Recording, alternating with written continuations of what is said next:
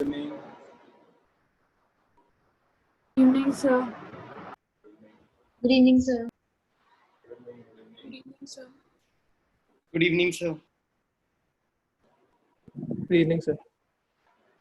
Very good evening.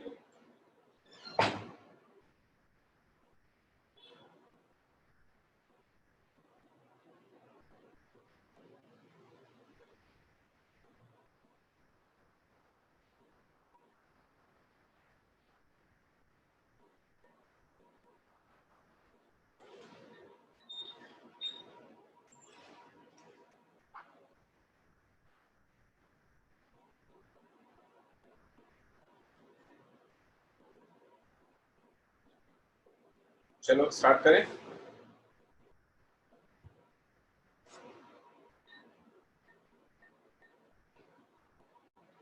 Yes, क्या मैंने homework दिया था तुम लोगों को? सर 60 क्वेश्चंस पाई शीट में से।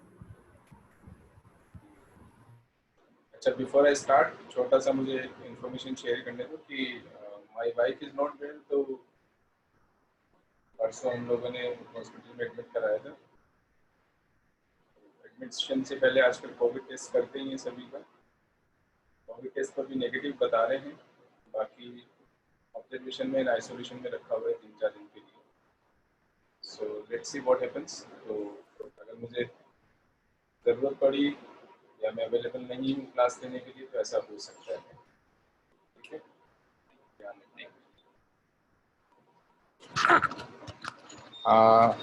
आवाज़ नहीं आई होगी शायद। आ रही थी क्या आवाज़? Yes, sir. Sir. एनीवे फिर से रिपीट कर देता हूँ। मेरी वाइफ ठीक नहीं है, तो मतलब उनकी तबीयत खराब हो गई थी, तो परसों एडमिट कराया था।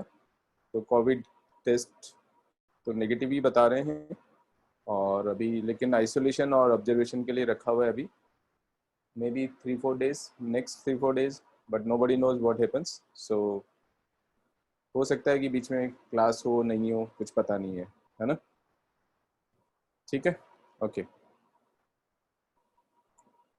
स्टार्ट करें। फर्स्ट 60 क्वेश्चंस ने पाई शीट में से। Yes sir. Differential equations.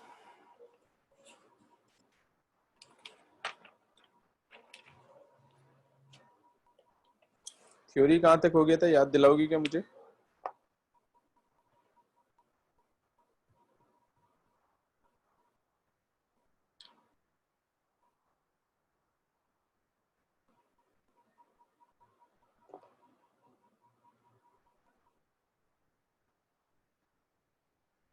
Last theory का पॉइंट क्या था? Sir exact differentiation. Exact differentials. Differentials. Exact differentials, ठीक है।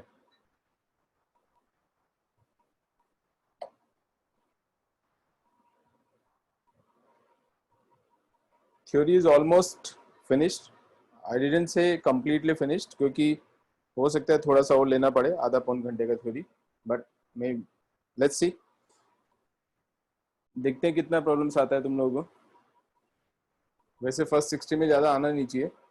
बोलो ऑर्डर एंड डिग्री के ऊपर होंगे शुरू वाले क्वेश्चंस, तो स्टार्ट करो पूछना। Sir ninth Fourth. Fourth question, the order of the differential equation whose solution is this. इसका सॉल्यूशन ये वाला है, तो इसमें 3 कांस्टेंट्स हैं। 3 कांस्टेंट्स को अगर हम एलिमिनेट करना चाहेंगे तो 3 आर्बिट्री 3 बार डिफरेंशिएट करना पड़ेगा, तो हो गया 3, ऑर्डर 3 हो गया। Order of the differential equation is same as the number of arbitrary constants present in the solution of the differential equation. बस यही आंसर है। Next sir ninth, family of curve represented by the differential equation of degree. इसमें degree पता करना है तो definitely हमें solve करना पड़ेगा। नाइन्थ,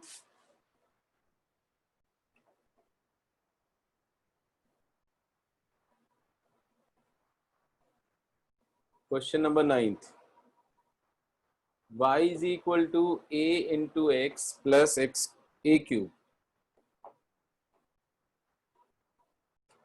ए को एलिमिनेट करना पड़ेगा, ए की कांस्टेंट है, so dy by d x is equal to a plus 0। A का वैल्यू आ गया तो वो हम यहाँ डाल देंगे, तो y is equal to dy by d x into x plus dy by d x का होल क्यूब। क्या प्रॉब्लम आ गई इसमें पार्थ?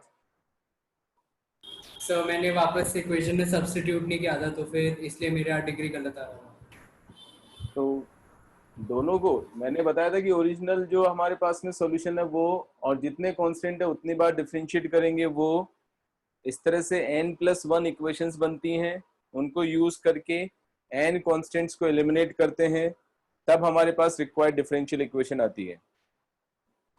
ठीक है, तो ये डिग्री आ गया 3। आगे बताओ। Sir, 24. सर 24 15 ठीक है। The order and degree of the differential equation are respectively 15. So left hand side में मैं इसको रो लेके चल रहा हूँ, रो multiplied by d2y by dx square is equal to 1 plus, हाँ जी सर वो 10th था, मैंने बोला था शायद से, आवाज नहीं आई, 2-3 बार बोला था। आवाज नहीं आई वैभव, वापस बोल। नहीं सर, मैंने सर 10th क्वेश्चन में डाउट है। अच्छा, तो पूछा क्यों नहीं था तूने? सर मैंने पूछा था, शायद से मेरे माइक में कोई प्रॉब्लम थी। अच्छा ठीक है, इसके बाद बताता हूँ। Okay sir. Rho into d two y by d x square is equal to 1 plus d y by d x का whole square raised to the power 3/2। ठीक है, इसका ऑर्डर और डिग्री चाहिए। ऑर्डर का तो इश्यू होता नहीं है ज्यादा, ऑर्डर तो दिख ही रहा है कि सेकेंड ऑर्डर डेरिवेटिव यहाँ पर अवेलेबल है। हाईएस्ट ऑर्डर का जो डेरिवेटिव होता है वो ही order of the differential equation होता है। ठीक है, डिग्री के लिए मैंने बताया था कि डिग्री के लिए हम पहले इक्वेशन को पॉलिनोमियल इक्वेशन की तरह बनाते हैं as far as derivatives are concern. इसका मतलब क्या हुआ कि जितने भी डेरिवेटिव्स अवेलेबल हैं इक्वेशन में, उन सब का पावर जो है वो पॉजिटिव इंटीजर आना चाहिए या 0 आ सकता है। ठीक है, ऐसा करने के बाद जो हाईएस्ट ऑर्डर का जो हाईएस्ट पावर होता है उसको degree of the differential equation बोलते हैं। यहाँ पे देखें तो ये जो रेज़ टू दी पावर 3/2 है, तो अभी ये पॉलिनोमियल इक्वेशन की तरह नहीं है डेरिवेटिव्स में। ठीक है, ऐसा करने के लिए हमें दोनों साइड का स्क्वायर करना पड़ेगा। So rho multiplied by d2y by dx square का whole square is equal to 1 plus dy by dx का स्क्वायर का होल क्यूब। करेक्ट। अब इसको अगर हम ओपन करेंगे, अब ये पॉलिनोमियल इक्वेशन की तरह बिहेव कर रहा है as far as derivatives are concern. बाकी चीजों से हमें मतलब नहीं है, neither x nor y nor constant, उनकी पावर कुछ भी हो सकती है, केवल डेरिवेटिव्स की जो पावर आ रही है पूरी इक्वेशन में वो पॉजिटिव इंटीजर्स आना चाहिए। ठीक है, नाउ लेट अस सी, यहां पे देखेंगे तो d2y बाई dx स्क्वायर का होल स्क्वायर आ जाएगा। इधर जब हम ओपन करेंगे तो dy बाई dx की पावर 6 आ जाएगी, बट 6 इसका डिग्री नहीं होगा, इसका डिग्री होगा 2, क्योंकि highest order derivative d2y by dx square है, उसका हाईएस्ट पावर 2 है, सो द डिग्री इज 2। आगे क्या समझ में? Yes sir. Karnika sir Garima ने पूछा था। अच्छा, किसने पूछा था? सर गरिमा। हाँ गरिमा, आ गया समझ में? Yes sir. ठीक है। 10th problem, which of the following differential equation has the same order and degree? तो फर्स्ट इक्वेशन में तो 4th ऑर्डर है और डिग्री 1 है। बी ऑप्शन में 3 ऑर्डर है और डिग्री 4 है।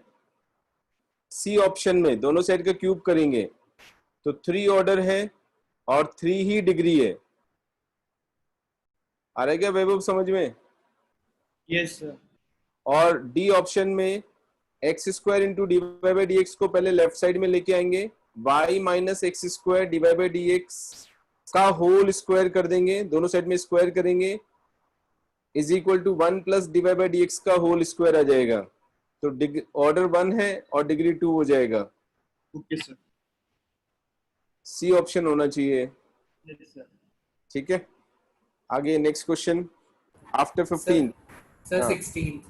16th Order of the differential equation of the family of all concentric circles centered at h, k. Centered at h, k का मतलब है सेंटर फिक्स हो गया उनका। h, k आर्बिट्री कॉन्स्टेंट्स नहीं है। h, k हमारे क्या हो गया? गिवन कांस्टेंट हो गया। तो आर्बिट्री कांस्टेंट क्या होगा? Radius R only radius. Yes, r। r उसका आर्बिट्री कांस्टेंट हो जाएगा। So there is only one arbitrary constant, so order भी 1 हो जाएगा। नेक्स्ट क्वेश्चन बोलो। 24th. कौन सा? 24th. 24। 24 से पहले है किसी का? The order of differential equations of all parabolas having directrix parallel to x-axis. Order यानी वही देखना है कि कितने आर्बिट्री कॉन्स्टेंट्स आने वाले हैं। 24 the order of differential equations of all parabolas having directrix parallel to x-axis। इसका मतलब ये ऐसे कोई पैराबोला हो गया, directrix parallel to x axis हो जाएगा ऐसे। This is the situation. Am I clear? ठीक है, देयरफॉर h, k इसका वर्टेक्स हो जाएगा। सपोज इसका वर्टेक्स h, k है, ऑफ कोर्स वो भी कहीं पे भी हो सकता है, राइट? एज वेल एज इसका जो साइज है वो लेटेस्ट रेक्टम की लेंथ के ऊपर डिपेंड करेगा। ऐसे भी हो सकता है, ऐसे भी हो सकता है, ऐसे भी हो सकता है। आ रहा है क्या समझ में? देयरफॉर इस वाले पैराबोला की इक्वेशन हम कैसे लिखेंगे? सेकंड डिग्री में x आएगा, x माइनस एच का whole square is equal to 4a into y minus k. a का वैल्यू पॉजिटिव और नेगेटिव दोनों हो सकता है।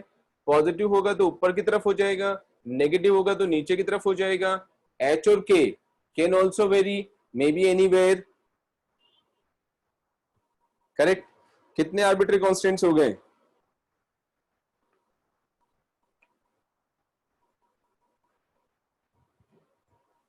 विशाखा बोल। Sir, 3.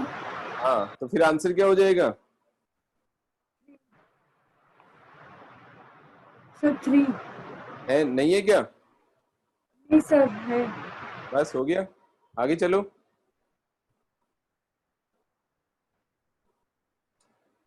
29 29 sir 25 25 the degree of the differential equation y of x is equal to 1 plus dy by dx, dy by dx का square, dy by dx का whole cube and so on is। ये तो आगे चलता ही जाएगा ना, हमें पता थोड़ी है इसका। डैश डैश डैश का मतलब यही है ना कि dy by dx की पावर आगे और होगी, तो हमें जब पता ही नहीं है यानी इन्फिनिटी हो गया है, तो नन ऑफ दीज ही हो गया आंसर। क्या दिया हुआ पीछे answer? Sir none of these दे रखा है। आगे बोलो।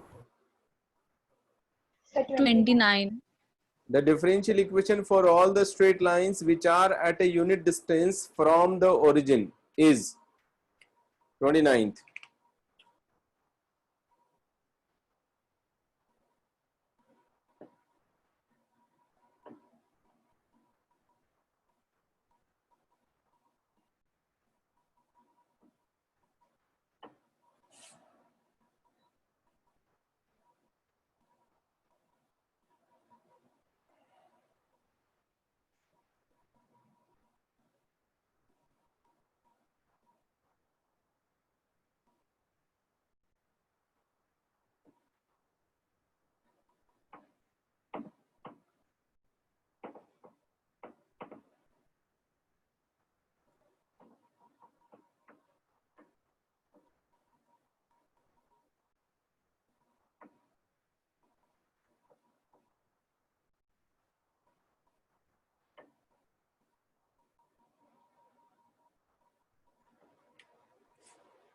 Question number 29.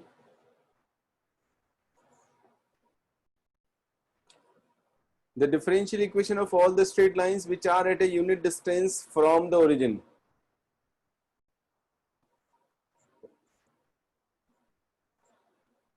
ऐसी कोई मैंने लाइन ली, ओरिजिन से इसका डिस्टेंस 1 है,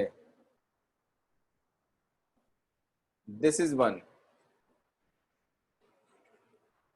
आगे समझ में?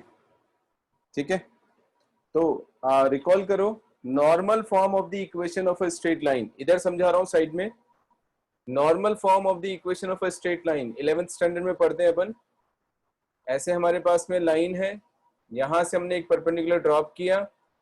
P suppose length of the normal है from the origin. Alpha is the angle made by the normal with the x-axis.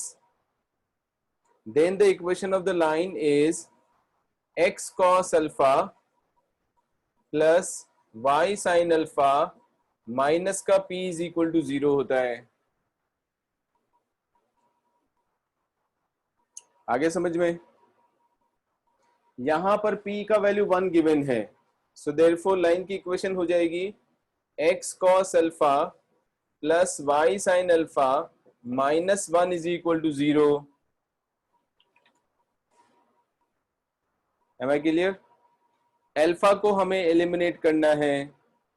एक ही आर्बिट्री कांस्टेंट है, तो एक ही बार डिफरेंशिएट करेंगे. डिफरेंशिएटिंग तो we get cos alpha plus sin alpha into dy by dx is equal to 0. Therefore minus का cot alpha या बोलें कि cot अल्फा का वैल्यू आ जाएगा minus dy by dx.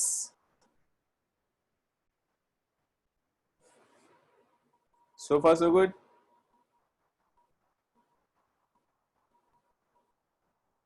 Now अभी दो ऑप्शंस हैं, या तो ट्राइंगल बना के कर दो या इसको सीधा cot अल्फा में चेंज कर दो.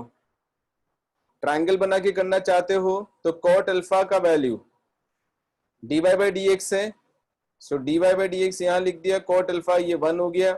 यहां पर root of 1 plus dy by dx का होल स्क्वायर आ जाएगा. साइन अल्फा निकालेंगे, cos अल्फा निकालेंगे. cot नेगेटिव है, cot नेगेटिव होता है सेकंड क्वाड्रेंट में एंड फोर्थ क्वाड्रेंट में. ठीक है, सेकंड एंड फोर्थ क्वाड्रेंट में तो क्या हो जाएगा? cos अल्फा हो जाएगा नेगेटिव सेकंड क्वाड्रेंट में, साइन अल्फा होगा पॉजिटिव. एक बार तो वो लिखेंगे. ठीक है, एंड उसके बाद में फोर्थ क्वाड्रेंट के लिए cos अल्फा हो जाएगा पॉजिटिव और साइन अल्फा होगा नेगेटिव. एक बार वो लिखेंगे. That means plus minus use कर सकते हो, है ना. दो ऑप्शंस हो जाएंगे हमारे पास में, या तो ऐसे कर लो या फिर ऐसे कर लो. x इंटू cos अल्फा को लिखेंगे या cos अल्फा से डिवाइड कर देता हूं तो x plus y tan alpha minus का कोसेक अल्फा या इक्वल टू कोसेक अल्फा. ठीक है, कोसेक अल्फा को लिखेंगे root of 1 plus cot alpha cot square alpha. Is it all right? क्या ये सही है? कोसेक अल्फा का value root of 1 plus cot square alpha सही है क्या? सर cosec अल्फा की जगह पे sec अल्फा आएगा ना, क्योंकि अपन ने cos अल्फा से डिवाइड किया. cos से डिवाइड किया. Oh I am sorry, you are right, I am sorry. sec alpha आएगा.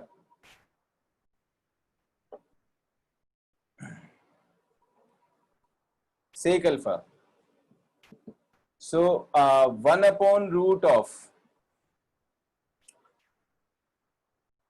नहीं कोट की फॉर्म में लिखना चाह रहा हूं मैं, तो पहले 10 की फॉर्म में लिख लेंगे. Root of 1 plus 10 square alpha, तो 1 अपॉन कॉट स्क्वायर अल्फा. अब सही है क्या? देखो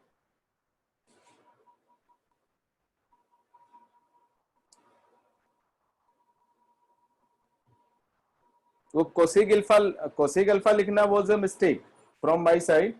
वो पार्थ ने सही बताया, वो सेक अल्फा होगा। बट जो मैं पूछ रहा हूँ उसको बात को समझो। सेक स्क्वायर अल्फा का वैल्यू 1 + tan स्क्वायर अल्फा होता है, वो मैंने लिखा है, रूट ले लिया, दोनों साइड में हो गया, है ना। तो ये सही है क्या, सर या कुछ प्लस correction? माइनस आएगा। हाँ, प्लस माइनस आएगा। Plus minus is important. दो आंसर पे फर्क नहीं पड़ेगा क्योंकि स्क्वायर करना पड़ेगा अपने को, तो लेकिन ध्यान रखना है कि प्लस माइनस आएगा। जो मैं यहां समझा रहा था कि कोट अल्फा नेगेटिव है तो sine alpha cos alpha positive negative, अगर उस पे इधर हमने देखा तो इधर भी ध्यान रखना पड़ेगा, नहीं तो गलत हो जाएगा। ठीक है, बस अब हो गया खत्म। टेन अल्फा की वैल्यू डाल दो, यहाँ से माइनस का dx अपॉन dy, उधर से वो वैल्यू डाल दो, दोनों सेट का स्क्वायर कर दो, आ गया आंसर। नेक्स्ट क्वेश्चन बताओ।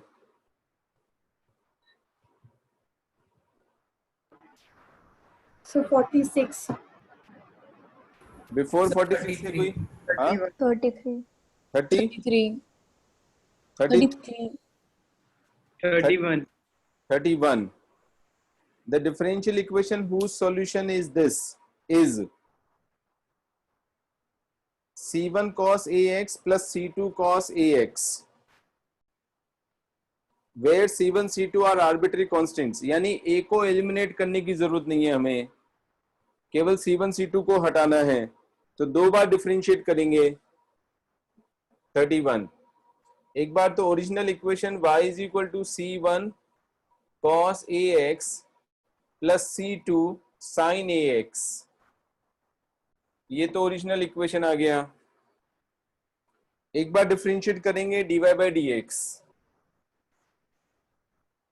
Is equal to a into c1 minus sine ax plus a into c2 multiplied by cos ax। दोबारा डिफरेंशिएट कर देंगे,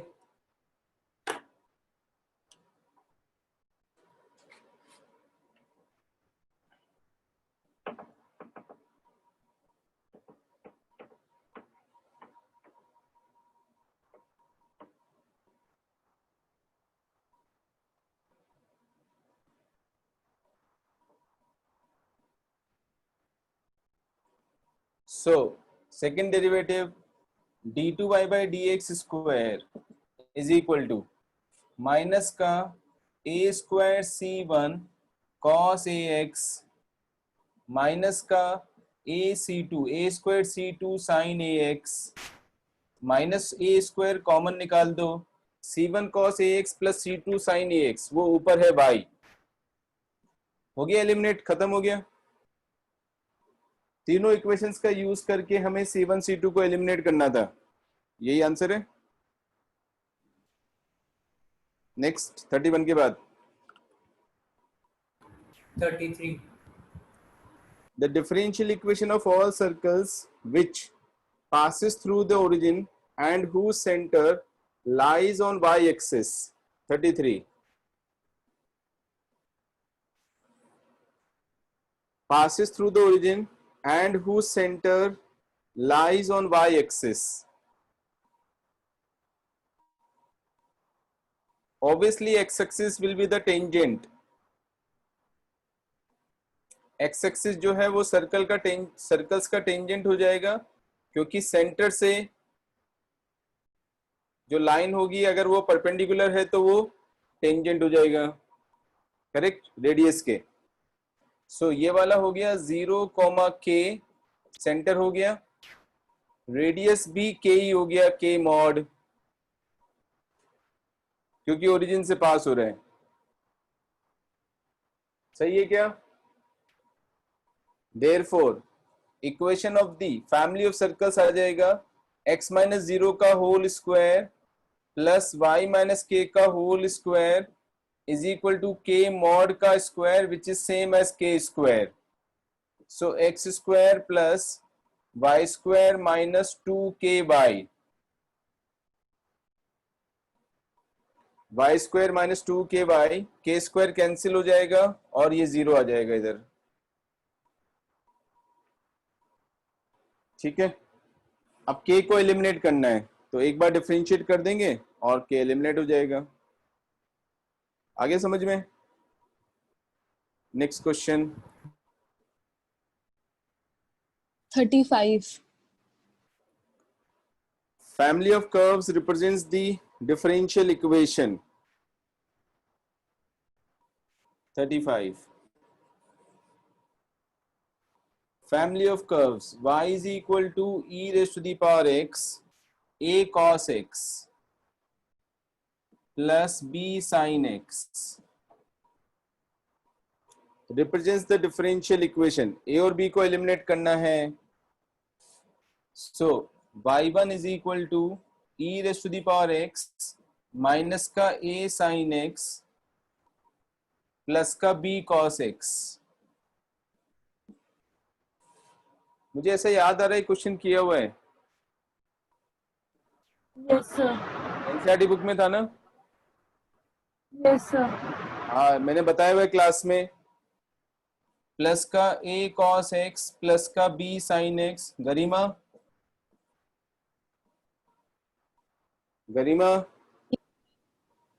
हाँ, मेरे ख्याल से किसी ने पूछा भी था ये question.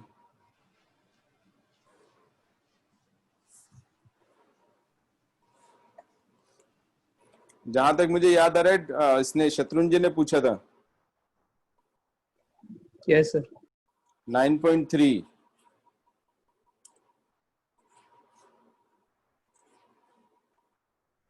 Question number 5.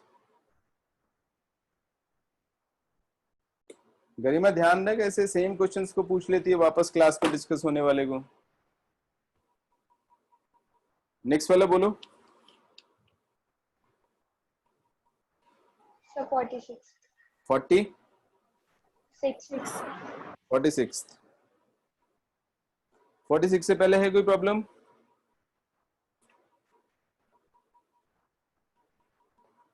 The solution of the differential equation is variable separable होना चाहिए मेरे ख्याल से. तो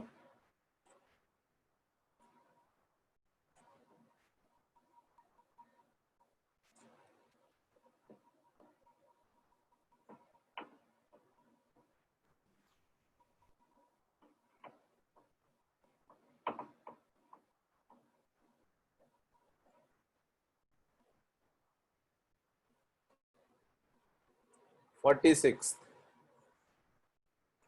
3 into e raised to the power x 10y dx plus 1 minus e raised to the power x sir sec square y into dy is equal to 0. हाँ बोलो क्या हुआ? सर वो मेरे माइक में इशू है, मेरा 45 था. तो बाद में क्यों बोलते हैं? सर फिर मैंने अभी अपने वो हेडफोन्स डिस्कनेक्ट कर दिए. अभी बताता हूँ.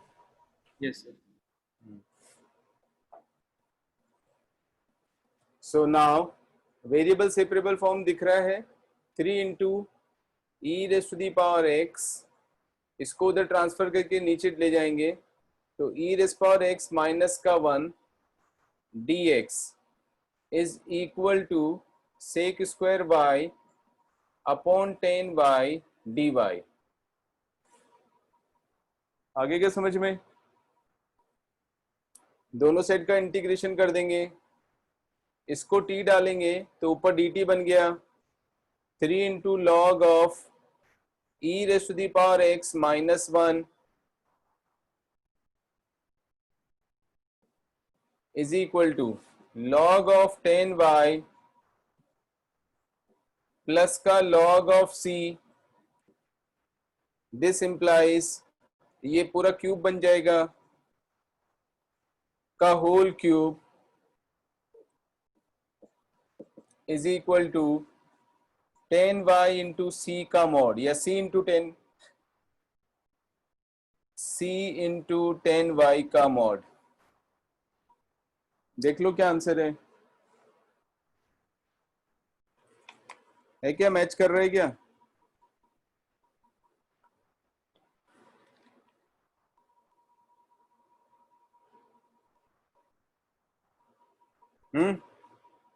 किसने पूछा था? विशाखा मैम हाँ विशाखा बोल, क्या प्रॉब्लम है, आगे क्या समझ में? यस सर हाँ वो 10y इज इक्वल टू लिखा हुआ है तो 1/c इज अनदर c, उससे क्या फर्क पड़ता है? 45।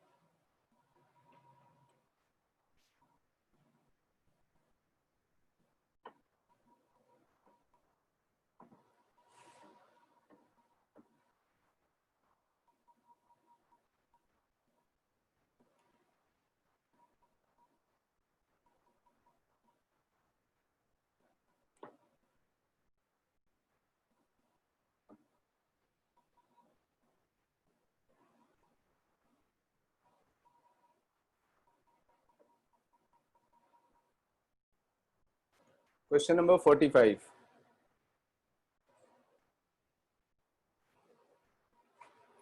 If x is equal to sin t and y is equal to cos of pt, then x is equal to sin t and y is equal to cos of p into t, then मतलब क्या पूछना चाह रहे हैं ये कुछ समझ में नहीं आ रहा है। मतलब एक डिफरेंशियल इक्वेशन बनाया हुआ है लेकिन मुझे उसमें p भी दिख रहा है सभी इक्वेशंस में।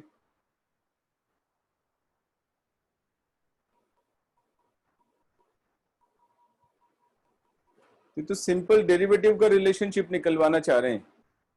डिफरेंशियल इक्वेशन का कोई खास रोल नहीं है इसमें। ये पैरामीट्रिक इक्वेशंस हो गई, एक्स और वाई की फॉर्म वैल्यू जो है वो टी की फॉर्म में है, तो dx अपॉन dt निकालेंगे, dy बाई dt निकालेंगे, फिर सेकंड डेरिवेटिव निकालेंगे पैरामीट्रिक फॉर्म का। So dx upon dt is equal to cos of t आ गया, dy by dt is equal to minus में p साइन pt।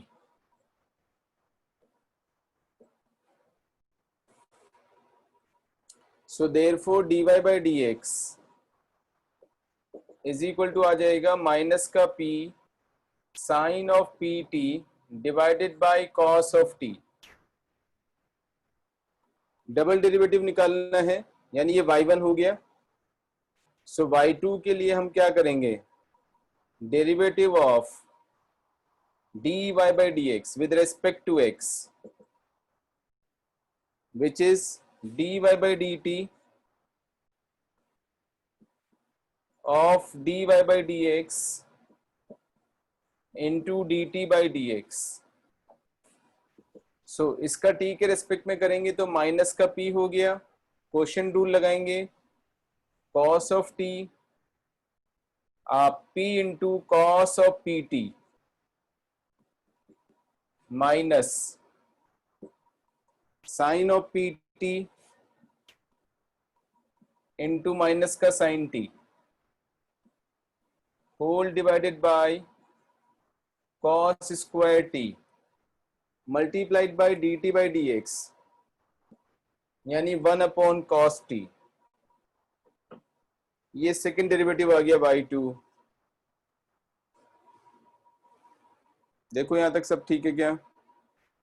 सर हो जाएगा सर। सर वो मेरे से ये तो किया हुआ अपन ने डेरिवेटिव्स में ऐसे क्वेश्चंस। नहीं सर, वो मैंने गलती से dx बाई dt को जल्दबाजी में dx बाई dy लिख दिया था। करें प्रोसीड, आगे बोलो।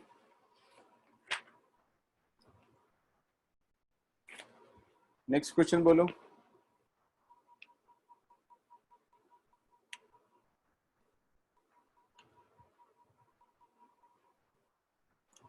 सिक्सटी तक हो गए, बाकी सब पक्का? लेट मी सी आगे कैसे क्वेश्चंस हैं। नेक्स्ट 60 क्वेश्चंस ट्राई करने हैं। क्वेश्चन नंबर 90 को कैंसिल कर देना, कुछ होगा मिस्टेक, मुझे ये नहीं पता है, और वो डिस्कशन इतना इंपॉर्टेंट भी नहीं है। क्वेश्चन नंबर 90 कैंसिल कर देना।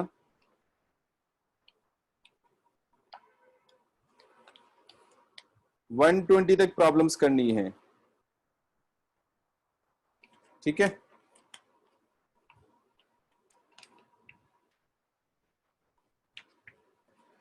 नाउ थोड़ा सा थ्योरी और जो बचा हुआ है वो कंप्लीट करवा देता हूं आज मेरी तरफ से। डिफरेंशियल इक्वेशंस आज ऑलमोस्ट खत्म हो जाएगा, कुछ टाइम बचेगा तो थोड़े से एग्जांपल्स भी ले लूंगा। और नेक्स्ट क्लास में अगर अपने को टाइम मिलता है आफ्टर डिस्कसिंग द प्रॉब्लम्स, तो we can start with the theory of the next chapter.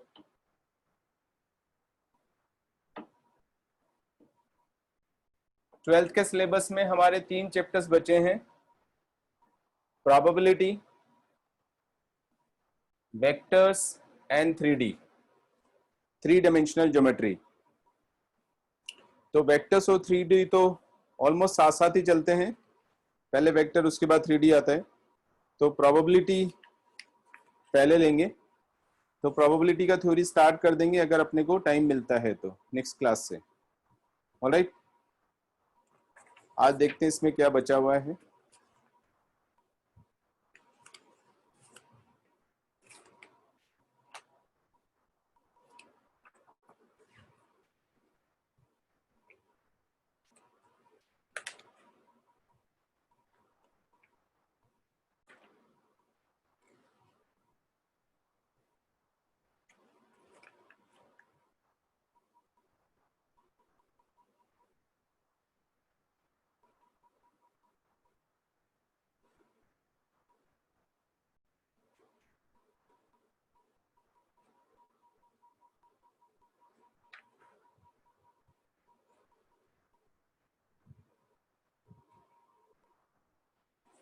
ठीक है, 4 छोटी छोटी से आर्टिकल्स बचे हुए जो अपन करने वाले हैं। फर्स्ट है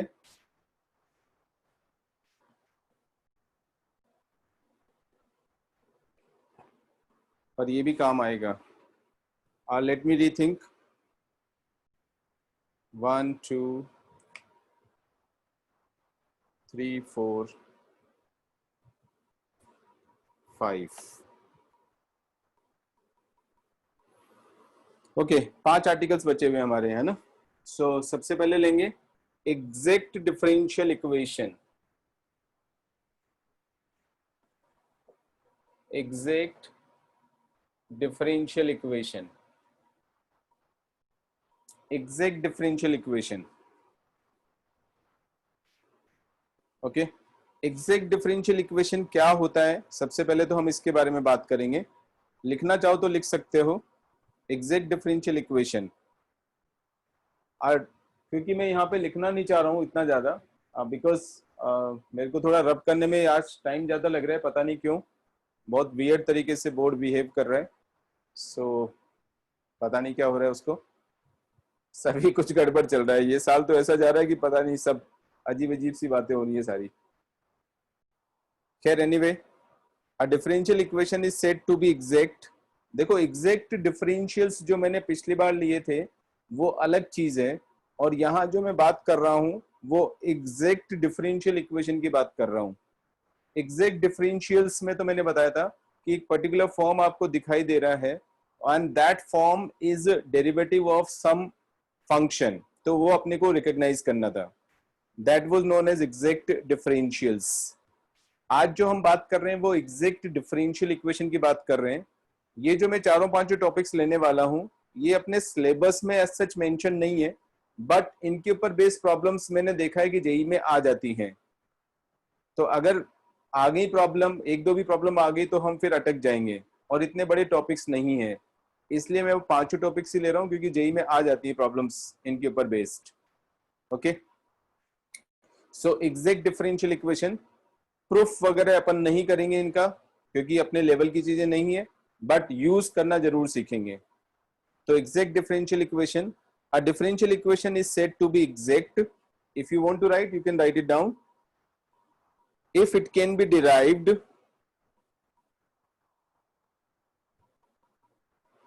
from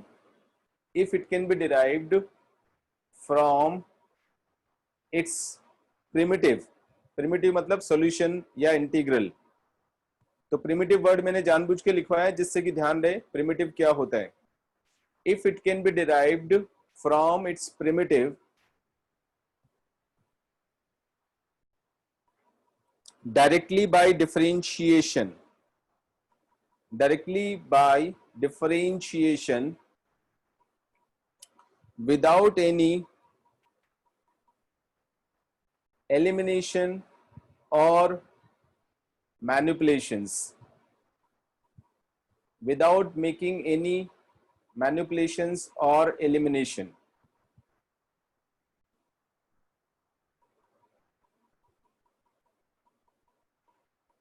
ऐसी इक्वेशंस को हम एग्जैक्ट डिफरेंशियल इक्वेशंस बोलते हैं कि जैसे आपको कोई सॉल्यूशन दे दिया x और y में और आपने सीधा डिफरेंशिएट किया और अपने आप ही आर्बिट्री कांस्टेंट जो है वो एलिमिनेट हो गया। आपको ये सब करना नहीं पड़ा कि इसको इससे मल्टीप्लाई करो, उसमें सब्स्टिट्यूट करो या उसको इससे सब्ट्रैक्ट करो, ऐसा कुछ करने की जरूरत नहीं पड़ रही है। तो उस तरह की इक्वेशन को हम एग्जैक्ट डिफरेंशियल इक्वेशंस बोलते हैं। ओके, और इनका सॉल्यूशन निकालने के लिए हम एक पर्टिकुलर चीज यूज करते हैं, ठीक है।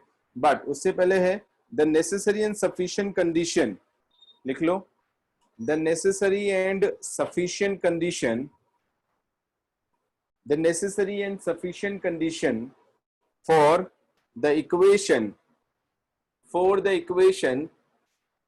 m dx plus n dy is equal to 0, where m and n are functions of x and y।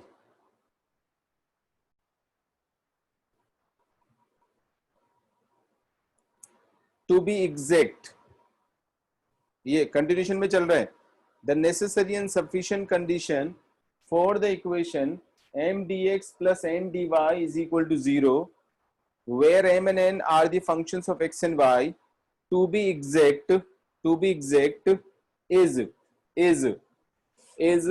यहां लिख रहा हूं मैं condition, del m upon del y is equal to del n upon del x। That means partial derivative of capital M with respect to y is equal to partial derivative of n with respect to x। Partial derivative का meaning समझते हो? क्योंकि m और n दोनों functions of x and y हैं, तो अगर हम पार्शियल डेरिवेटिव ऑफ m कर रहे हैं विद रिस्पेक्ट टू y तो x को कांस्टेंट की तरह ट्रीट करना है, और अगर n का पार्शियल डेरिवेटिव ले रहे हैं विद रिस्पेक्ट टू x तो y को कांस्टेंट की तरह ट्रीट करना है। अगर ऐसा हुआ तो ये वाली इक्वेशन क्या होगी? एग्जैक्ट होगी।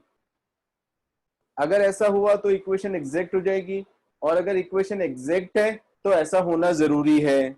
इफ एंड ओनली इफ का मतलब दोनों साइड से इंप्लाई होना चाहिए। Okay, both the sides implied. So if the equation is exact, then del m upon del y is equal to del n upon del x, and if del m upon del y is equal to del n upon del x, then m dx plus n dy is equal to 0 will be an exact differential equation। ध्यान रखना है dx का coefficient capital M है और dy का coefficient capital N है, ठीक है। वहां उल्टा हो रहा है, m का हम पार्शियल डेरिवेटिव ले रहे हैं विद रिस्पेक्ट टू y और n का पार्शियल डेरिवेटिव ले रहे हैं विद रिस्पेक्ट टू x। आ गया समझ में? ठीक है। And its solution is given bye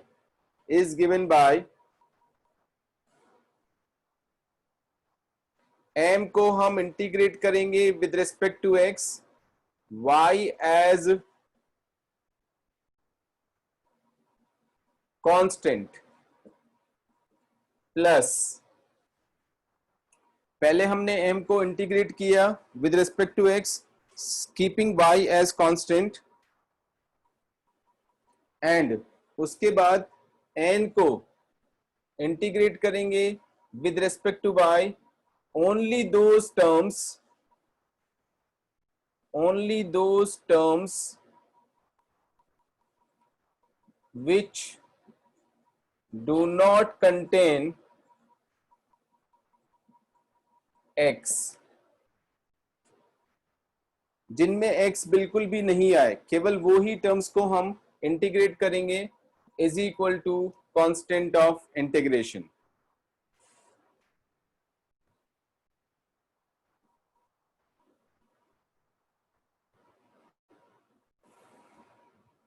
ठीक है,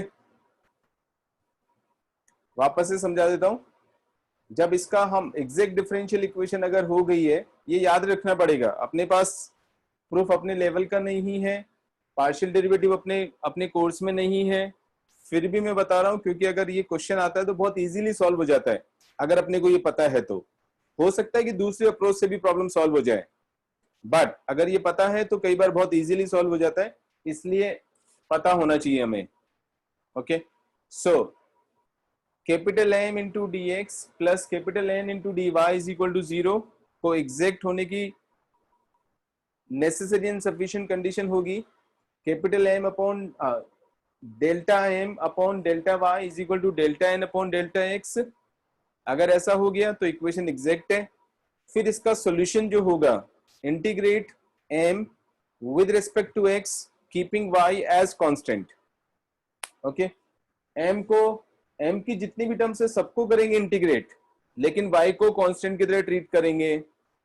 लेकिन n में थोड़ा सिचुएशन अलग है, n की हम सारी टर्म्स को इंटीग्रेट नहीं करेंगे, केवल n की वो ही टर्म्स लेंगे जिनमें की x बिल्कुल भी नहीं है और उनको इंटीग्रेट कर देंगे with respect to y and both of them को ऐड करके इक्वेट टू अ कांस्टेंट।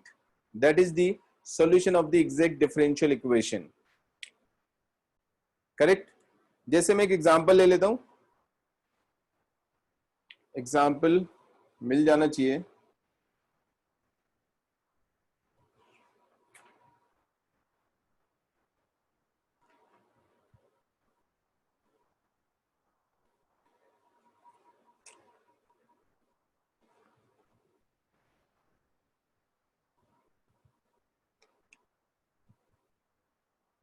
हाँ, solve the differential equation. For example, solve the differential equation 2x cos y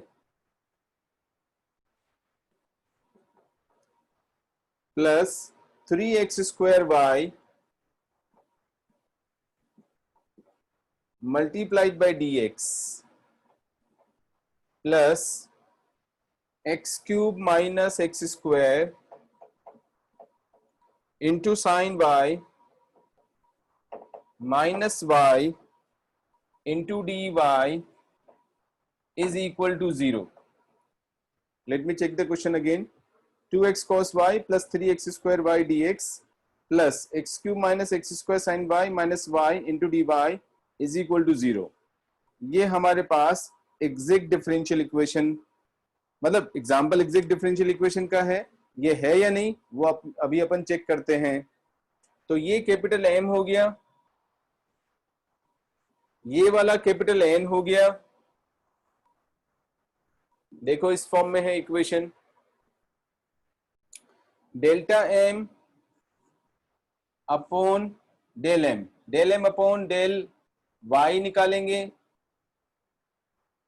derivative with respect to y keeping x as constant, तो minus का 2 into x sine y आएगा, x को constant की तरह treat करना है, plus 3x square आएगा। फिर del n upon del x निकालेंगे which is equal to y को कांस्टेंट की तरह ट्रीट करेंगे, 3x स्क्वायर हो गया, माइनस में x square into sine y, sorry x square का डेरिवेटिव होगा 2x into sine y, minus का 0, y कांस्टेंट है।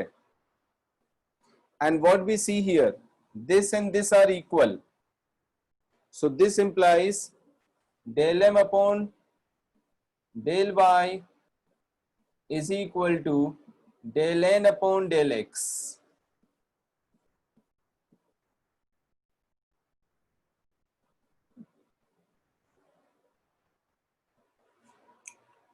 So the given equation is an exact differential equation. The given equation is an exact differential equation. आगे समझ में? ये तो हमने निकाल लिया. अब इसका सॉल्यूशन लिखेंगे. सॉल्यूशन के लिए ध्यान रखना है कैपिटल M जो dx का कोफिशिएंट है उसको x के रिस्पेक्ट में ही इंटीग्रेट करना है y को कांस्टेंट रखते हुए. कैपिटल N जो dy का कोफिशिएंट है उसकी केवल उन्हीं टर्म्स को इंटीग्रेट करना है विद रिस्पेक्ट टू y जिनमें x नहीं आ रहा है. ठीक है, यही मैंने यहां पे लिखा है. Capital M dx y as constant and capital N dy only those terms of n which do not contain x and then equated to a constant.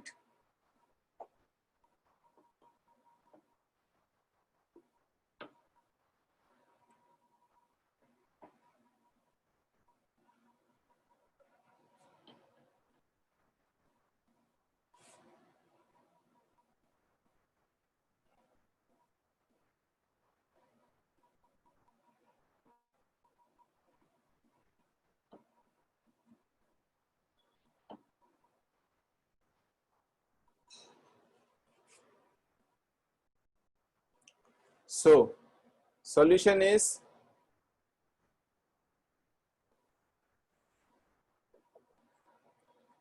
इसको हम x के रिस्पेक्ट में इंटीग्रेट करेंगे y as constant.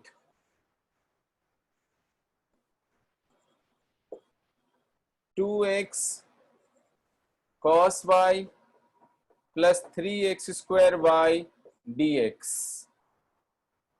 Plus n में से केवल वो ही terms लेंगे जिनमें x नहीं है. इसमें x है, इसमें x है, so only this term would be used. minus y into dy is equal to constant.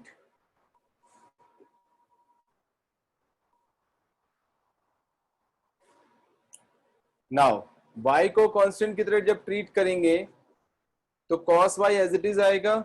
इसका इंटीग्रेशन एक्स स्क्वायर बाई 2 होके 2 कट जाएगा तो cos y into x square आएगा. y को मैंने कांस्टेंट की तरह ट्रीट किया तो एक्स क्यूब अपॉन 3 आएगा. y इंटू एक्स क्यूब हो जाएगा.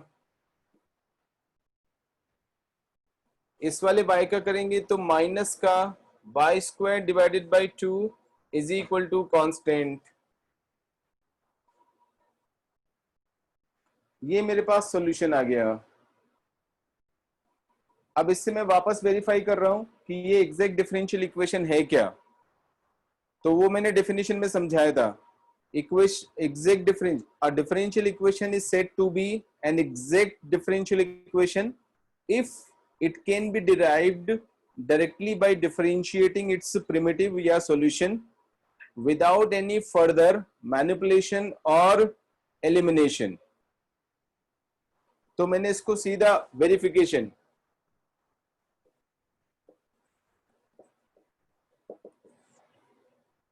सीधा इसको डिफरेंशिएट कर दिया तो cos y into 2x into dx plus x square into minus sine y into dy plus y into 3x square dx plus x cube into dy minus 2 into y. 2 cancel हो जाएगा. y into dy इज equal to 0. अब बिना कोई manipulation के हमारे पास ये equation आज आ रही है क्या. देखो dx के कोफिशिएंट देख लो. dx ये रहा, dx ये वाला है, 2x cos y plus 3x square y into dx आ गया। ठीक है, ग्रुपिंग करके लिख रहे हैं, ये मैनिपुलेशन नहीं है, केवल टर्म्स को एक साथ लिख रहे हैं। dy के कोफिशिएंट हो गया माइनस का x स्क्वायर साइन y, वो इधर है, माइनस का y यहां पर है, x क्यूब यहां पर है। yes we are getting the same equation again. So this is an exact differential equation. The condition for the equation to be exact and how to write its solution. ये सारी चीजें मैंने बता दी हैं।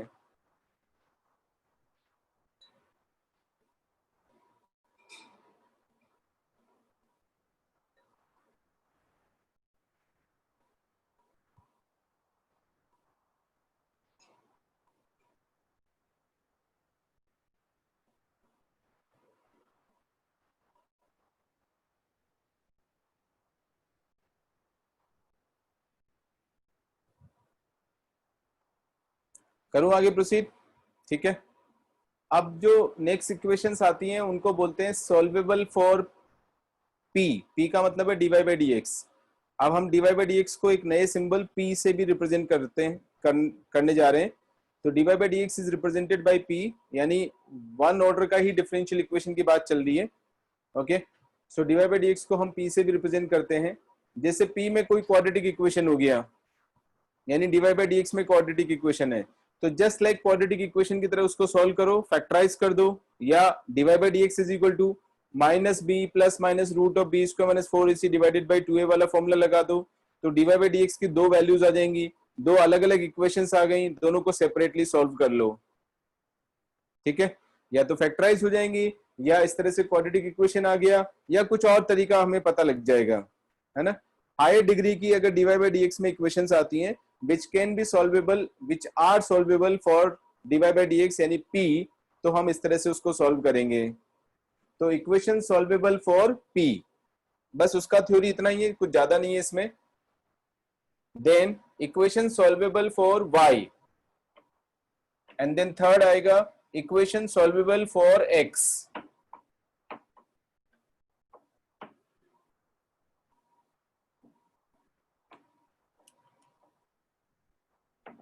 P का मतलब है dy by dx। We are representing P,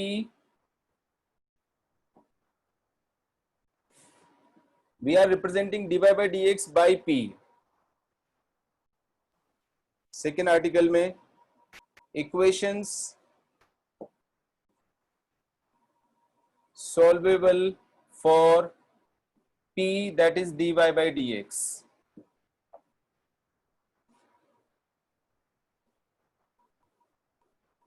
ठीक है,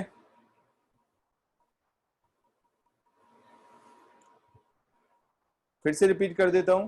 जैसे कोई लीनियर इक्वेशन है dy बाई dx में, वो तो सॉल्व हो ही जाएगी। क्वाड्रेटिक इक्वेशन है dy बाई dx में यानी p में, तो उसको फैक्टराइजेशन हो जाता है, तो वेल एंड गुड, दो अलग अलग फैक्टर्स आ गए, दोनों को सॉल्व कर दो, dy बाई dx हटा दो, तो दो सॉल्यूशंस आ जाएंगे।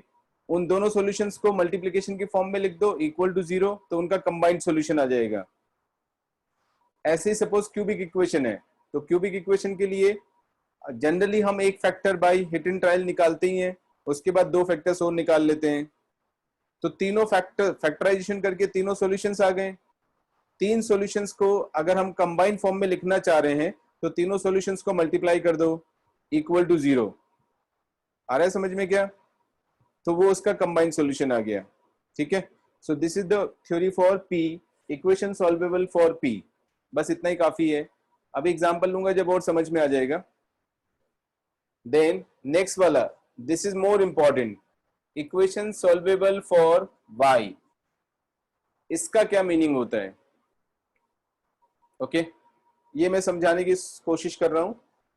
If an equation can be written as y is equal to function of x, p, इसको मैंने फर्स्ट इक्वेशन बोल दिया।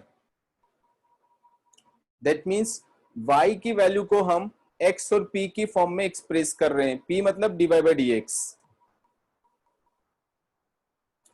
इस तरह की इक्वेशन को हम कैसे सॉल्व करते हैं? Differentiating with respect to x। तो ये dy by dx आएगा which is again p। Okay, अब फंक्शन ऑफ x और p को अपन ने डिफरेंशिएट किया with respect to x again, तो एक नया फंक्शन आएगा। वो किसकी फॉर्म में आएगा? ऑब्वियसली उसमें x आ सकता है, उसमें p आ सकता है, और उसमें p का डेरिवेटिव भी आ सकता है। Are you getting? x का डेरिवेटिव तो x के रिस्पेक्ट में 1 हो जाएगा, तो उसको तो लिखने की जरूरत नहीं है, बट p का डेरिवेटिव आ सकता है। तो suppose there is another function g which is a function of x, p and dp by dx.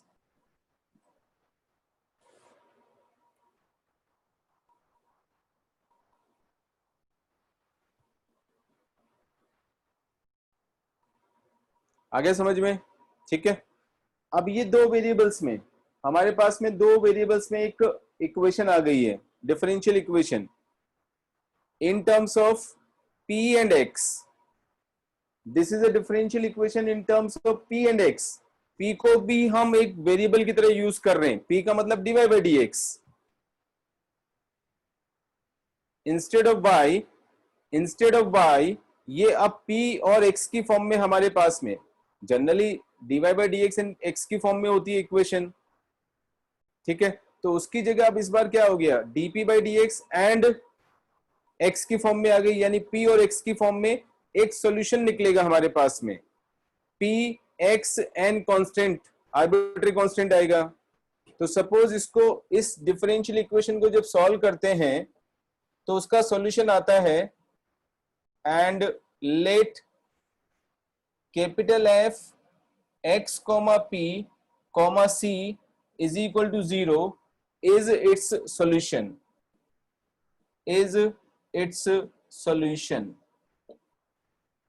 ये हमने सपोज कर लिया।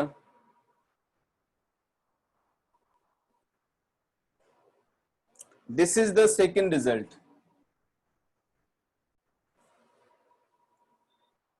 फर्स्ट एंड सेकेंड रिजल्ट से eliminate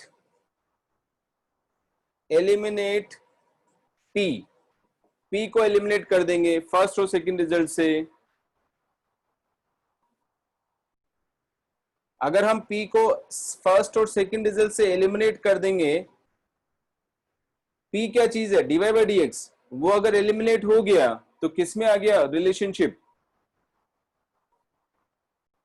x, y and c की फॉर्म में रिलेशन आ गया, वो ही तो सॉल्यूशन हो गया। सो p, eliminate p first and second, eliminate p, we get the required solution.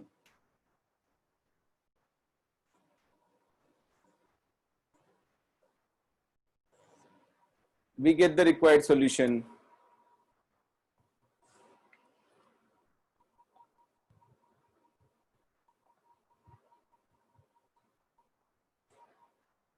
Example ले रहा हूं, उससे और क्लियर हो जाएगा।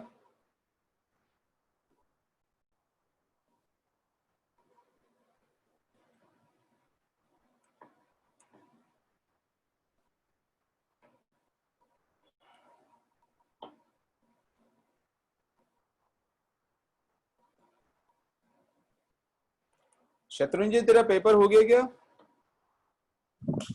Yes sir. Shatrunjay, yes sir. Shatrunjay class में है क्या? Yes sir.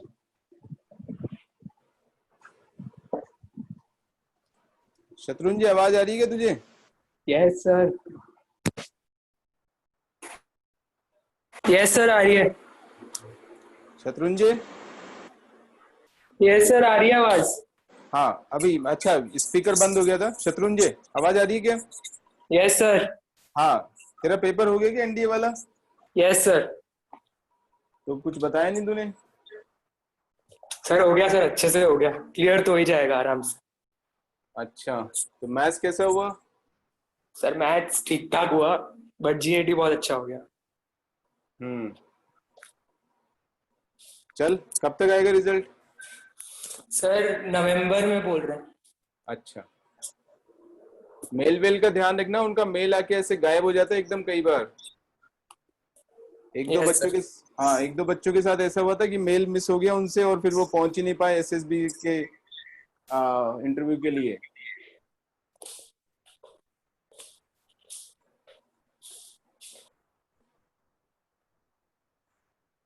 y minus x divide by d x minus x divide by d x का whole cube is equal to 0।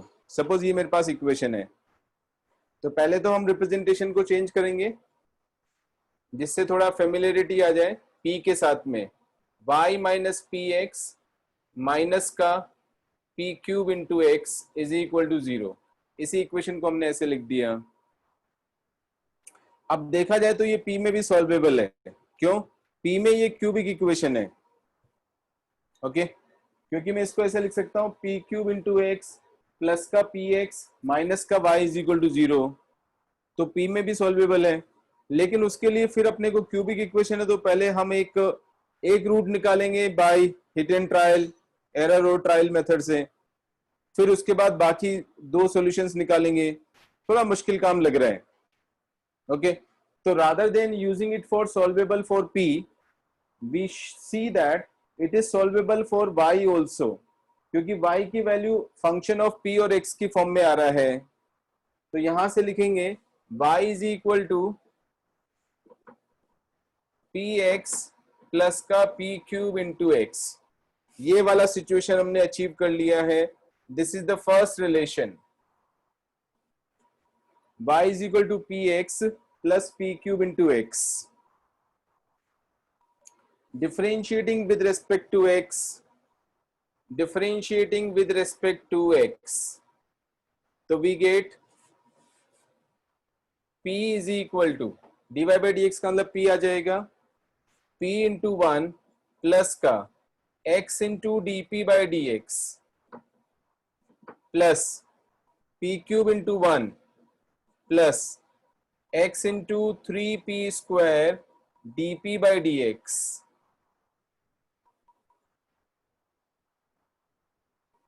p और p कैंसिल हुआ यहां से, therefore I get 3x into p square plus का x into dp by dx is equal to minus का p cube. आया समझ में? अब ये वाली जो इक्वेशन है वो सॉल्वेबल फॉर, मतलब कोई ना कोई डिफरेंशियल इक्वेशन है जो x और p में सॉल्व हो जाएगी, क्योंकि dp बाई dx आ गया। p को एक तरह से हम वेरिएबल की तरह यूज कर रहे हैं। ओके यहां पर अगर मैं देखता हूं तो वेरिएबल सेपरेबल फॉर्म पॉसिबल है क्या? x अगर मैंने कॉमन निकाल दिया, ऑफ कोर्स वेरिएबल सेपरेबल ही आ गया। p क्यूब से मैंने डिवाइड कर दिया, dx अपॉन x यूज कर लिया, तो this is a variable separable form in terms of p and x।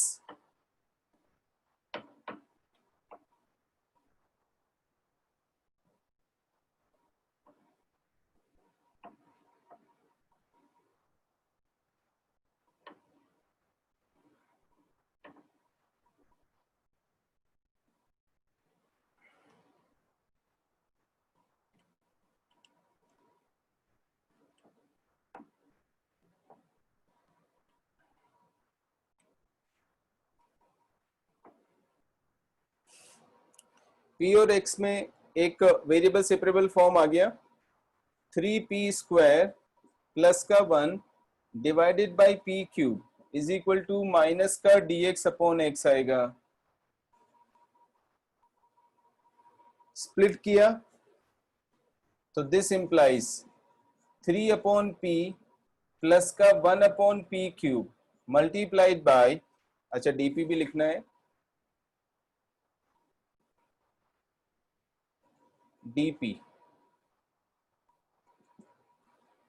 Multiplied by dp is equal to minus का dx बाई x। बोलो क्लियर है यहां तक? 3 अपॉन p हो गया 3 log p,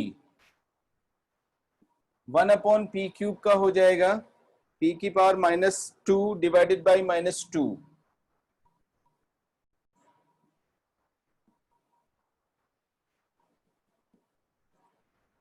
माइनस का log x, ओके। प्लस सी लिख दें अभी, चलो सी लिख ही देते हैं, पर p की वैल्यू मुझे निकालनी पड़ेगी यहां से।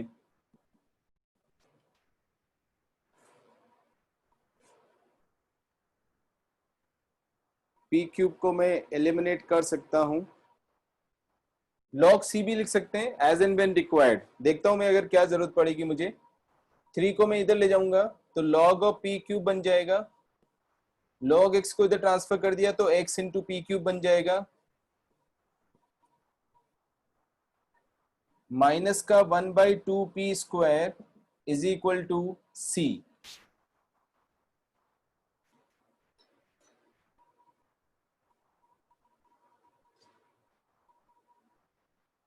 करेक्ट।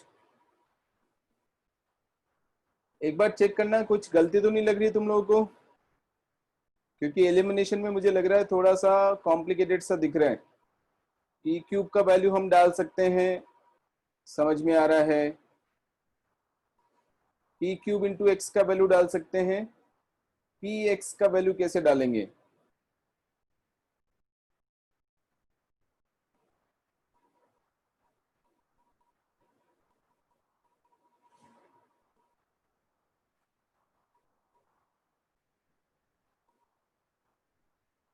देखना एक बार, कैलकुलेशन चेक करो वापस, सही है क्या सब?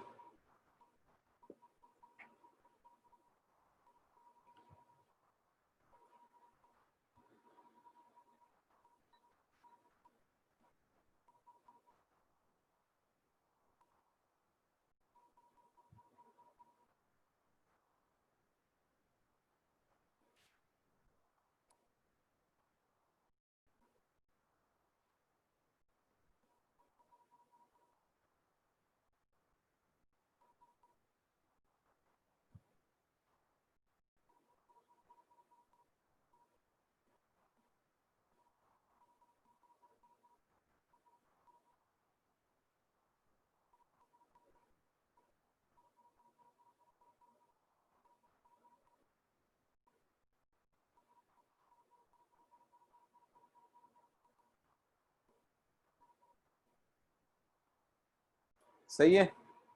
चलो फिर ऐसा करते हैं, इस वाले c को अपन log c ही लिख देते हैं, देखते हैं इससे एलिमिनेट हो जाएगा क्या।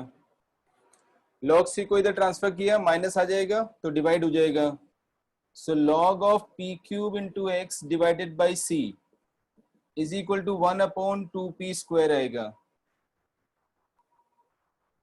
therefore p cube into x divided by c is equal to e की पावर 1/2p स्क्वायर होगा।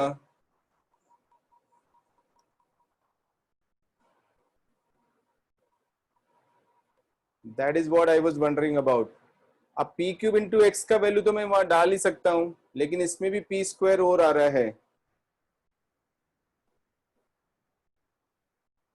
ऐसे कैसे एलिमिनेट करेंगे p को?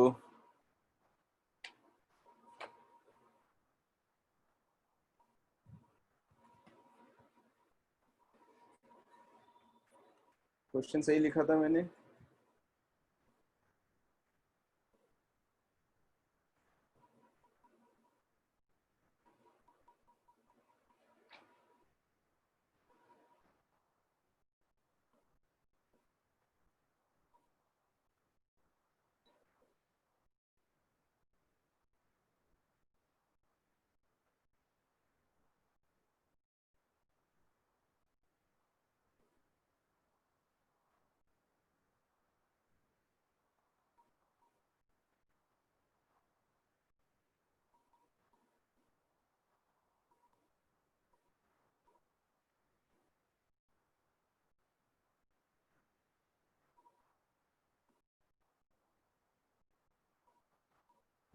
कोई मिस्टेक दिख रही है क्या किसी को? अगर नहीं दिख रही है तो फिर अपन टाइम वेस्ट नहीं करेंगे।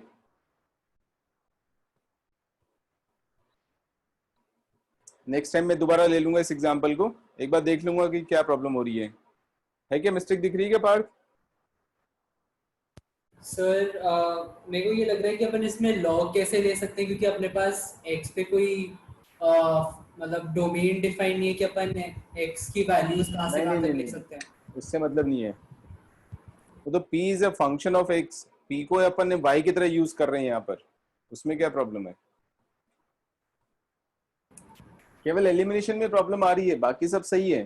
तो वो एलिमिनेशन में इतना मैनिपुलेशन नहीं होना चाहिए था। वही मुझे लग रहा है कि या तो हाई लेवल का प्रॉब्लम हो गया है या फिर कुछ और इश्यू है। कैलकुलेशन मिस्टेक नहीं दिख रही ना किसी को भी? नहीं सर, सर फिर नहीं तो दिख रही है? पता नहीं ठीक है, क्या। मैं दोबारा ले लूंगा इसको नेक्स्ट क्लास में, टाइम वेस्ट नहीं करेंगे क्लास का। नेक्स्ट, सिमिलरली जो नेक्स्ट टाइप की इक्वेशंस होती हैं वो सॉल्वेबल फॉर x होती हैं। तो उसमें क्या होता है कि x is a function of y and p, बिल्कुल एग्जैक्टली सेम प्रोसीजर है। x is a function of y and p आ जाता है, फिर उसको हम डिफरेंशिएट करते हैं with respect to y। Next type की इक्वेशंस हैं equations solvable for x, x के लिए जो सॉल्वेबल है, तो x is a function of y and p, ऐसी इक्वेशंस आती हैं।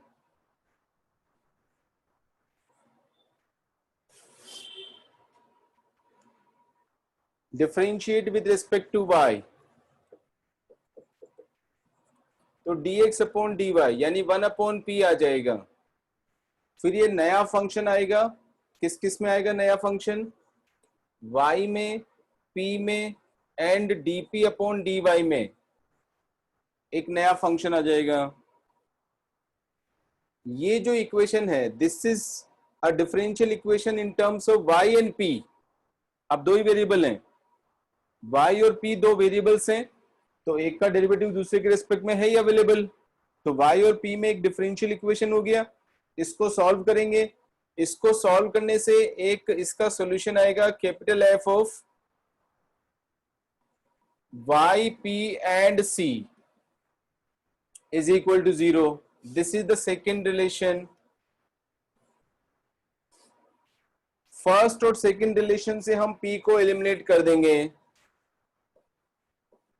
Eliminating p from first and second to get the required solution.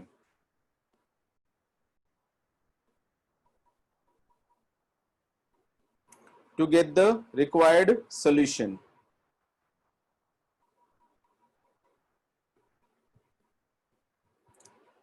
इसका भी एग्जैक्टली सेम प्रोसीजर है, तो इसका कोई एग्जांपल नहीं लिखा हुआ है मेरे पास में, बट सेम तरीका है। ये मैं जब दोबारा लूंगा तो समझ में आ जाएगा, कुछ ना कुछ प्रॉब्लम हो रही है अभी, ठीक है, इट डजंट मैटर मच। ठीक है, आगे चलूं, प्रोसीड करूं। नेक्स्ट वाला आर्टिकल है क्लेराउट्स इक्वेशन। क्लेराउट्स इक्वेशन, ये जो solvable equation solvable for y है, उसी का एक पर्टिकुलर केस है क्लेराउट्स इक्वेशन, बट थोड़ा सा स्पेशल केस है उसी का। जो अभी हमने पढ़ा है इक्वेशन सॉल्वेबल फॉर y, उसी का एक पर्टिकुलर केस है Clairaut's equation.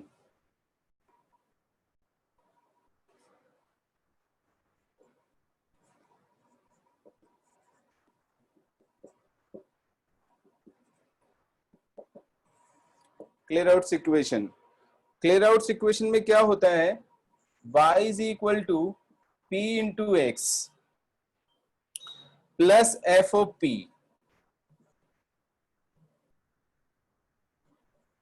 Function of p, y is equal to p x plus f of p। इस तरह की जो इक्वेशन होती है उसको हम क्लेराउट्स इक्वेशन बोलते हैं।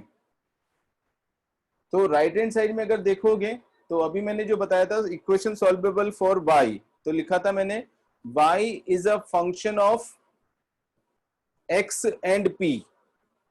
तो ये भी function of x and p ही है एक तरह से, क्यों बस इसमें ये फर्क है कि पी एक्स यानी एक्स की कोई हायर डिग्री नहीं है, पी इंटू एक्स की फॉर्म में है, पी एक्स से मल्टीप्लाइड है, और ये जो नेक्स्ट वाला फंक्शन है वो प्योरली पी का फंक्शन है, इसमें एक्स नहीं आ रहा है।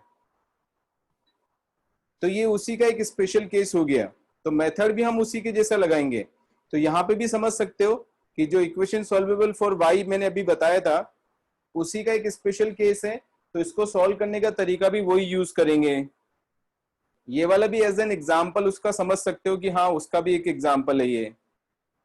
तो मैंने वहां पे क्या बताया था, if y is equal to function of x and p then differentiate with respect to x, तो एक नया डिफरेंशियल इक्वेशन आ जाएगा x और p में। उसका सॉल्यूशन हम सपोज करते हैं x p और कांस्टेंट की टर्म में, और फिर p को एलिमिनेट कर देते हैं ओरिजिनल इक्वेशन में और लास्ट वाले सॉल्यूशन से। ठीक है, ये एग्जैक्टली सेम सिचुएशन है, उसी का एक पर्टिकुलर केस है। तो differentiate with respect to x implies dy by dx यानी p is equal to p into 1 plus x into dp by dx plus f dash p into p का करेंगे dp by dx, ऐसा बन जाएगा।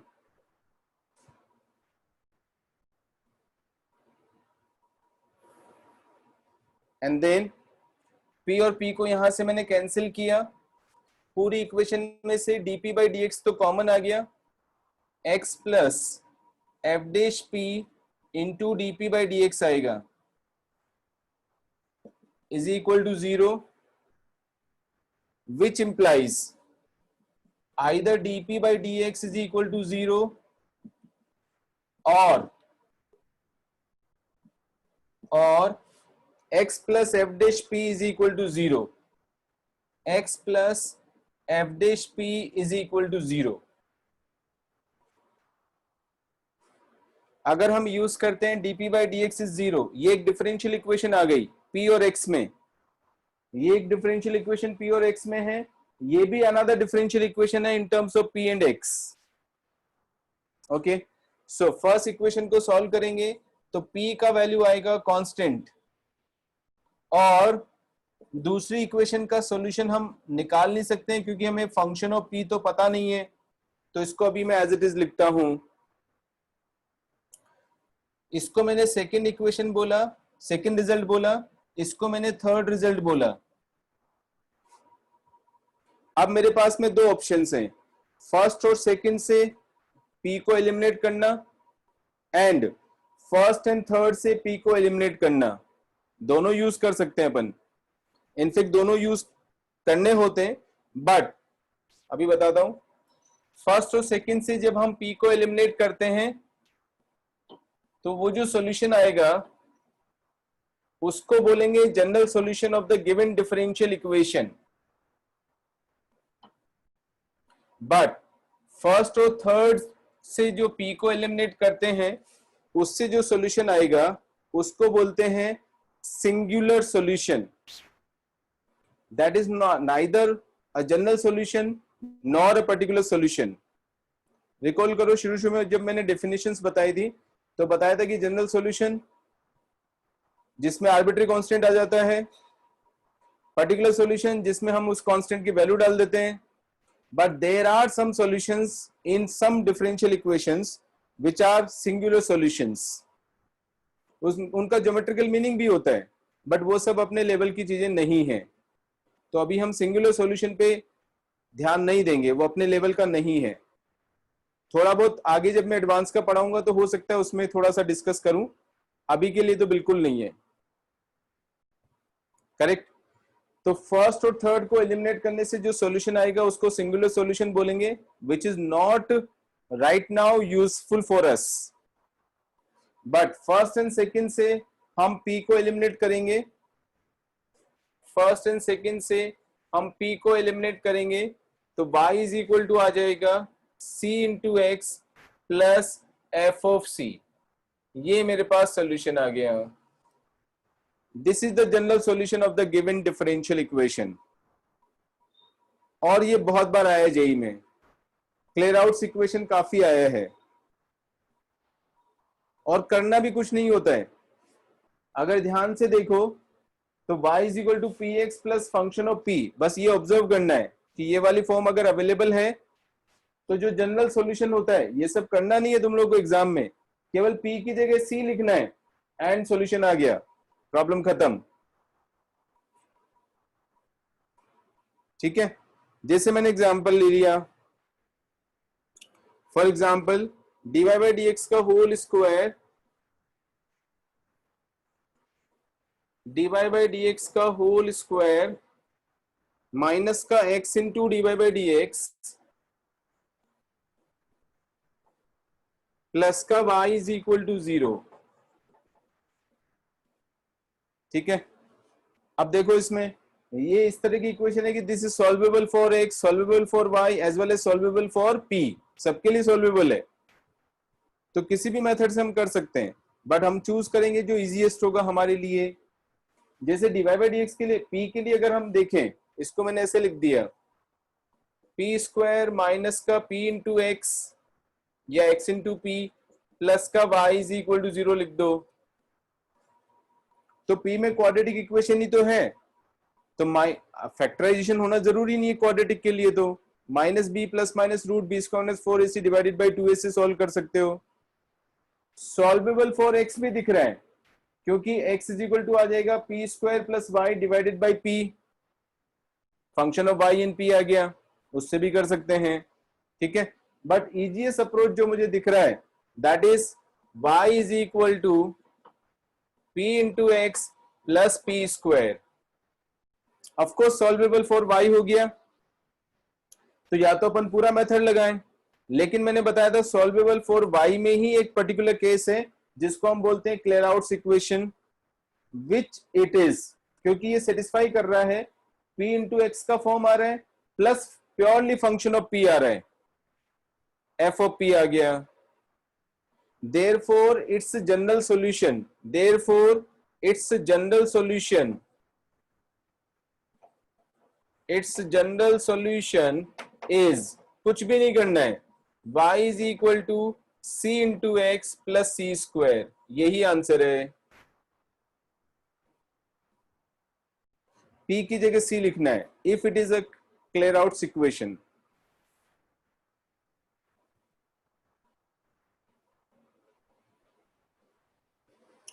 बोलो आगे समझ में? ठीक है, अब एक तो वो वाला जो क्वेश्चन है वो मैं दोबारा देख लूंगा उसमें क्या प्रॉब्लम आ रही है, और दूसरा एक छोटा सा और टॉपिक बचा है that is orthogonal trajectories differential equations का। ठीक है, then after that from my side differential equation will be over. Problems तुम लोगों को करना ही है 60, जो प्रॉब्लम्स में टाइम लगेगा वो लगेगा। अगर टाइम मिलेगा नेक्स्ट क्लास में तो हम प्रोबेबिलिटी स्टार्ट करेंगे। प्रोबेबिलिटी का थ्योरी डेफिनेटली बहुत बहुत इंपॉर्टेंट है, अगर मिस कर दिया तो फिर तुक्के लगाते रहोगे, प्रोबेबिलिटीज कभी समझ नहीं पाओगे। ठीक है, that's all for today. Thank you, sir. Thank you, sir. Okay, okay dear. Okay, good night, bye bye.